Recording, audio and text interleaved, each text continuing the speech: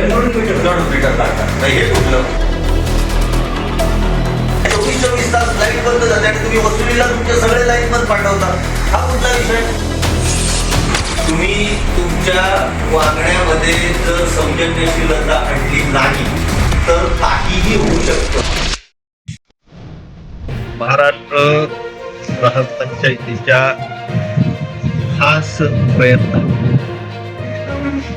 गेल्या महिन्यापासून महावितरणच्या प्रत्येक उपकेंद्राच्या कार्यालयामध्ये ऊर्जा मित्र समितीच्या बैठकीचं आयोजन होतं. आम्ही ग्रामपंचायतीचे सगळे कार्यकर्ते साधक हे महावितरणचे अधिकारी आणि महावितरणचे ग्राहक यांच्यामध्ये समन्वयक म्हणून काम करतो आणि परस्पर सामंजस्याने परस्पर समन्वयाने ग्राहकांचे वीज ग्राहकांचे वैयक्तिक असू दे किंवा सार्वजनिक हिताचे असू दे प्रश्न अडचणी समस्या सूचना मार्गी लावण्याच्यासाठी म्हणून काम करतो.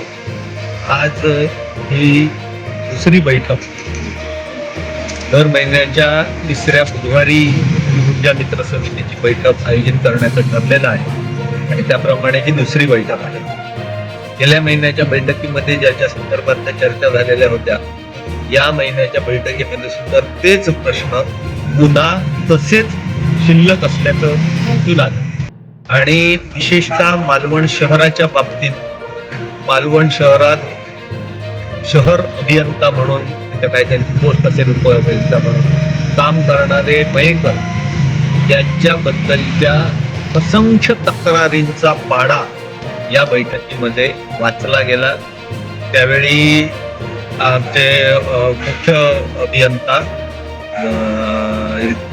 मेत्रे साहेब यांनी त्याच्या संदर्भात दिलगिरी व्यक्त केली आणि संबंधितांना ग्राहकांशी सौजन्याने वागण्याच्या सूचना दिलेल्या आहे. गेल्या महिन्यामध्ये आणि खास करून या शेवटच्या आठवड्यामध्ये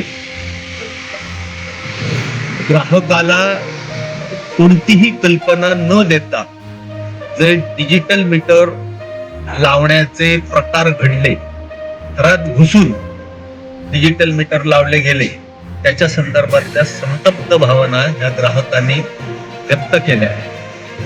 त्याच्यातनं आणखीन एक निराळा प्रकार समोर आला. मेथर म्हणून एक ग्राहक आहेत आणि त्यांचं वीज बिल भरलेलं असताना सुद्धा गेल्या महिन्याचं सगळं वीज बिल भरलेलं असताना सुद्धा काल अचानक त्यांना SMS आला की तुमचे 233 रुपये हे वीज बिल भरायचं आहे आणि त्यामुळे तुमचा मीटर तुमचा वीज पुरवठा हा खंडित करत आहे. त्यांनी तात्काळ ऑनलाईन पैसे भरण्याचा प्रयत्न केला पण ऑनलाईन पैसे भरून घेतले जाऊ शकले नाही कारण त्यांचं पुढच्या महिन्याचं बिल की ज्याचं अंतिम मुदत ही 20 तारीख आहे ती पूर्ण झालेली नसताना सुद्धा 233 रुपयासाठी त्यांचा वीज पुरवठा खंडित केला गेला. याबाबतची सुद्धा प्रचंड मोठी तक्रार चर्चा इथं झाली. असा प्रकार हा असंवेदनशील आहे हे मेत्रे साहेबांनी मान्य केलं आणि ते त्यांच्या जी टेक्निकल IT टीम आहे त्यांच्या बरोबर बोलून आम्ही परिस्थितीची सगळी माहिती घेतो आणि त्यांचा वीज पुरवठा हा सुरू करून देतो.